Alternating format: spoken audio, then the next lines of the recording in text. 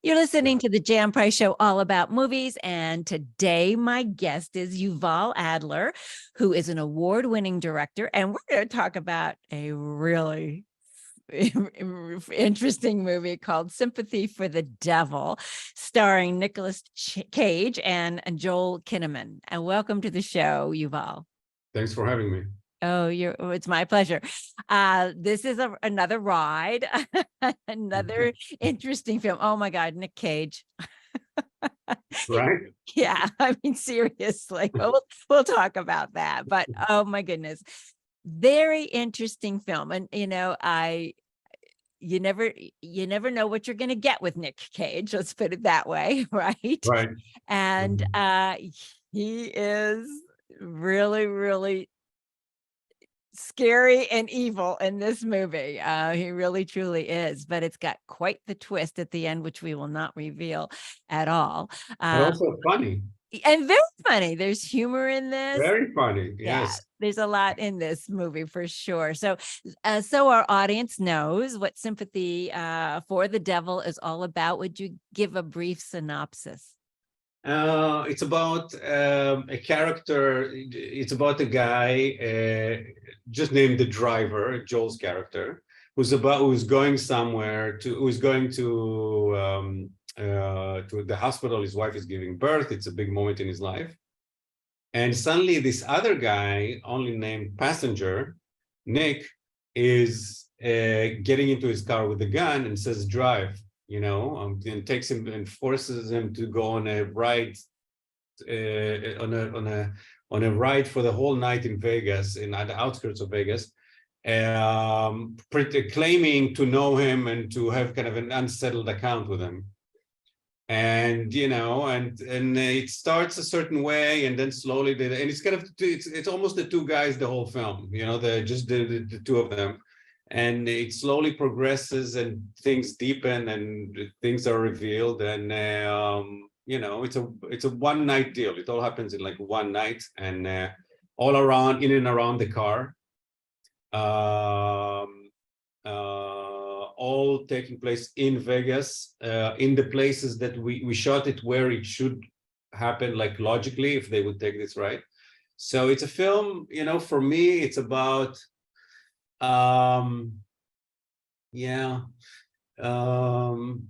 like, I don't know, Nick is like this demonic, not literally, but there's this demonic presence that kind of we all have inside us, and he kind of comes out and you have to confront it somehow. And then and there's something, he's like the Joker also, he's having fun. There's a lot of dark, violent sense of humor. And it's a joyride, It's a ride. It's a ride. For sure, literally and figuratively. It is a roller coaster ride. I'm going to just start with this because you're still a relatively new filmmaker. Right. So how did you attract Nick Cage to this project? The genesis of this project is interesting. It's actually a script that I read many years ago, and it wasn't made, and I bought the rights to it, and I brought it, and me and my manager, Stuart Manashil, we brought it to a producer named Alex Lebovici, who loved the film immediately. And these things can happen many, many years. I mean, things are in development hell. I mean, it could take many, many years for something to happen. And here in this situation, what happened was that I made a film with Joel in 2019 called The Secrets We Keep. So I knew Joel, and I liked Joel, and we wanted to look for something to work together. And then Joel's agent was telling my producer, like Alex Lebovici, was saying, Joel is available in August. This was like May or something, like insane. Like he's available in 3 months, right? You want, what do you have? You have something that, whatever. He said, yeah, I have this script from Yuval. Yuval and Joel worked. Let me read. Yeah, Joel wants to do it, but it has to be in August, okay? In July, August, which is actually a good thing in film, because otherwise, why would you pull the trigger? It's like, oh, let's wait, whatever. No, it has to be now, right? So Joel was in first, and then And then they thought, I mean, and the same guy who is Joel's agent is also Nick's agent. And he told us that Nick is available. Why not go for Nick, for passenger? We're like, great, amazing, whatever. And, you know, it sounds easy. It wasn't easy. It was like 2 months of like, insanity about where to shoot it and how to budget it, how to pay for it and all this stuff. But it happened in like in April of last year or May, even beginning. I didn't even know that this film is any remotely going to be done in the next day. And suddenly we started shooting mid of July. We didn't have a lot of time to prepare, but it just happened like, it doesn't happen like that. It's like so fast. No. Also, there was a lot of technological issues to figure out, because how to do the drives, the film was kind of technologically kind of a challenge. We had to learn a lot of things and prep, so it was an amazing experience. That is amazing. Just the story about how it got made is amazing, because you're It's right. crazy. It doesn't happen. That is totally crazy. Yeah. It does. It takes years and years to have things, develop, and that put months together. Yeah. In a couple of months. Yeah. It's just because of the phone call between the agent and the producer. It says, hey, what do you have? Joel is available. That's that call, and this film happens. Unbelievable. And then you get Nick Cage. And then you get Nick Cage. I mean, my God. Really, seriously. Wow. So I do want to ask you, what was I mean, first of all, whose idea was it to have Nick with that, that red hair? I mean, it's it's a character. That was his idea. He suddenly came up. It was like he suddenly came. The thing, again, I don't want to give it too much of the film, but the thing is, like, this character is kind of like his character, the passenger, is kind of like archetype of this somebody from the past, the past hunting you, or what I mean? It's kind of an embodiment of an archetype. So you can do it many ways, right? And the script wasn't very specific about how to do it. And he came up with this thing. He said, I'm in Vegas. I'm like, for me, it's a night. And again, I don't want to give too much, but like, I want that night to be special for this character, and I'm going to dress up, and I'm going to, come out like in a big way, almost like an entertainer, or something, even though nothing can be further from the truth. And then he suddenly just, there was weeks and weeks before that he would come up with ideas and send me stuff and whatever. And like, he came up with this red hair and red jacket, and it was like, whoa. Initially it was like, it took a minute to understand what's going on and to see the whole film like this, because we had a different conception, and then kind of it changed. But I think it was his look in the film is very distinct, very unique, very distinct, very, there's this thing that, what was it? He was quoting it, I think, that the worse or the crazier Nick Cage's hair is, the better the movie. And you can see it. You can put a chart of like how weird the hair and how good the movie, and it's kind of, there's a correlation. So it's like, he himself, I think, quoted this, so I think when he likes the film, he wants to do something with his hair. There's kind of an unconscious or conscious thing that he's just like, but I've never worked with somebody who's so fanatic. He's a fanatic, this guy. Like 5-6 weeks before the production, that's all he does. He's just like, he's on the script all the time. He's sending you ideas. He's sending you stuff. He's like, he's totally committed 100%, that's, it's startling. And it's a joy, because you want, it's like this thing that constantly you get a flood of ideas and thoughts, and as opposed to just like you trying to chase somebody to do something. It's the opposite. It's like a volcano. Go ahead. I'm sorry. Yeah, I'm saying it's like a volcano. It's like he always has these things, ideas, whatever. But the commitment is really very, very impressive. That's why he's Nick Cage. Exactly. Exactly. So good in everything he does, even if the movie isn't good. Exactly. It's good. There's always something. Yeah, but this movie's good, and he's good in it. So let me just. There you go. We got the lucky combination. Yes, you did. You did. Because I wanted to ask you what I mean. At one point I was just like, did you just point the camera at him and just let him go do what he wanted to go do? I mean, how do you direct Nick Cage? I mean, sometimes the way, I mean, first of all, it's both me and Joel, because Joel was kind of always the guy who he did it to, and Joel was always very a strong, silent presence, especially in the beginning. It kind of changed, but in the beginning, he's like this, that Nick can play awful, you know? So Joel's presence there was key, and there were always, it was never a situation where Nick does something alone when Joel is not there. Joel is there, there's two cameras, they're acting together, they're always together. Right. With Nick, it's for me, it was a bit, and it took me a moment to understand it, but like for me,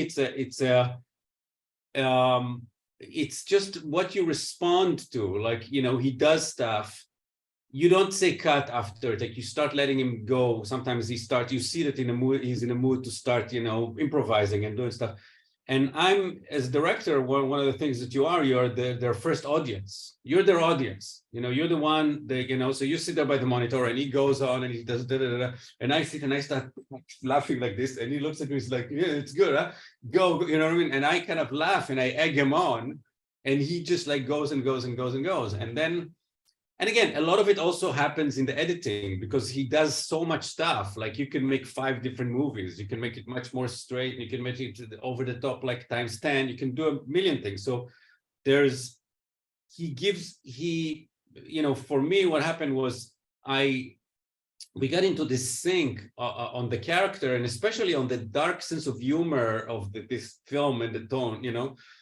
And he would start doing stuff that would just crack me up. Like I would just laugh behind the monitor, like everybody's working and I'm like in the monitor, like, and he kind of would see it, you know, and he was like, you know, and that's what, you know, it was like, and it was like constantly giving him the space to try stuff, to do different things, and then to have all these options in the editing. And then, you know, because he says to you, he says, like, sometimes I go over the top, you need to protect me from, you know, and if he trusts you to protect him, that if he does sometimes that it's too much, he trusts that you're not going to put it in the film. So he can actually go. So he did, like, if you see the text, it's amazing. He does this and he does this and he does something completely different. And then he does this, you know, starts talking like, you know, Edward G. Robinson from, you know, it's like, it comes out of you like, what? And I see sometimes people on the set, everybody's just looking like, what? But in this awe, like, what the fuck is this? You know, sorry, I don't know if you Right, that's all right.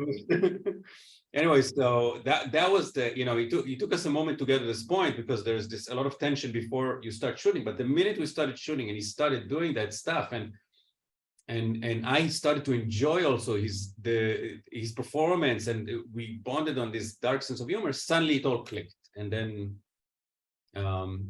yeah, so it was a great experience for me. Oh, I can imagine. I can really imagine. So let's talk about, I mean, there are times, you're exactly right, when he just kind of went, and it was just, and it was perfect for his character to kind of go. I mean, just this man who obviously psychologically has gone over the edge, you know. Exactly. Yes. And that's what he's portraying, and none of us would know, again, we don't want to give anything away here, would know how we would respond. Yeah. What happened to him. Yes. And obviously it just, you know, took him somewhere else. And it took a long time for him to get to this point in this movie. And then we have Joel Kinnaman, as you write, who is the perfect counterpart. Yes. To Nick's performance and to Nick's character in this film. So let's talk about Joel, because as you said, you worked with him before. Yes. So let's talk about him. And funny with Joel, because I worked with him on Secrets We Keep, which is a film we shot like in 2019 with him, with Joel, Numira Pace. It was a film that they brought me in, but they were kind of, it was their project. They kind of developed it for a while. And then Chris Messina and Amy Simons. And of all these people, I got along with Joel in the beginning the least. Like we would fight in the beginning, and I was like, why am I fighting with this guy? You know what I mean? And he was like, you know, in the beginning of Secret to Keep. And then suddenly at the end, we became friends, and like we were like happy with the thing, and we started thinking about, which is weird, you know, that he's if you told him at the beginning of Secret to Keep, that's the guy who's gonna make another film, is people would be like, huh, really? And So it became like a really good working relationship, and we were looking for stuff to do and whatever. And then this film happened. Joel has this kind of, I really like that he has this, you know, this he's very good at very subtle, precise, you know, performance that holds the screen without him almost needing to do anything. Like he somehow, you put a camera on him, the guy holds the screen, and it makes it seem like the easiest thing in the world. And it's actually the hardest thing in the world. You know, he doesn't need to move a lot. He doesn't need to whatever. When he needs to do dramatic stuff, he does dramatic stuff. He does it great. But for this film, which a lot of it is him kind of just initially being us looking at, you know, Nick, who, you know, connected to something you said before. It was like Nick is kind of, we always talked about it like a guy who came from another realm. He's from another realm, you know, and Joel is this, you know, guy, like a regular guy, you know, we always laugh that he looks like a substitute teacher initially, you know, like some guy, you know, it doesn't look like, you know, I didn't want him to look like, you know, a tough guy from the Suicide Squad. I wanted him to look like, you know, and he just transformed into this guy, you know. And I really like that about Joel in general. I liked it for this film. And then when in this film, his performance becomes big, it's big. And then it comes out of nowhere and you're like, whoa, where did that come from? You know? So yeah, Joel, I really enjoy working, you know, I enjoyed working with him now, especially because it was the second time. With Nick, it was the first time. So it was like, it took me time to understand how to deal with this, you know, person, you know, but this persona is a better word. But like, with Joel, it was like, it was just a joy.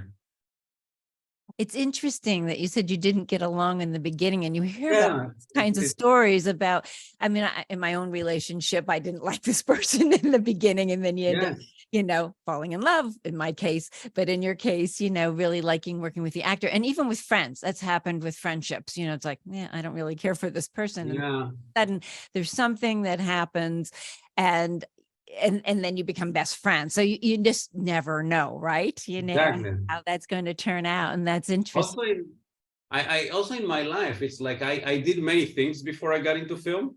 And I was kind of very clever and good at many things very early on, except fucking writing, where I was bad.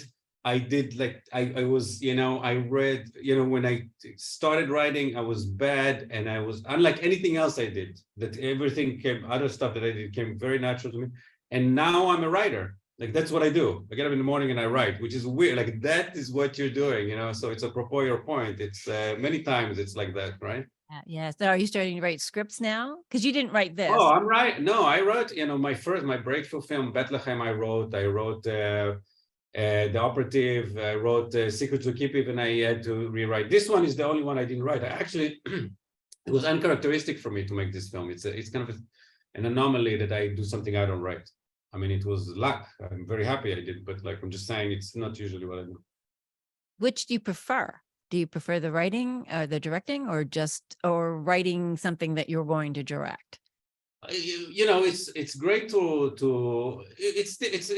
there's something great about, you know, receiving a script and then just working on it a little bit with the writer, because you have this fresh take on the material that you can't have if you wrote it. I mean, if you wrote it, it's yours, especially if I mean, right now I'm writing stuff that's much more personal and it's mine. Like, only I can write this film, only I can make this film.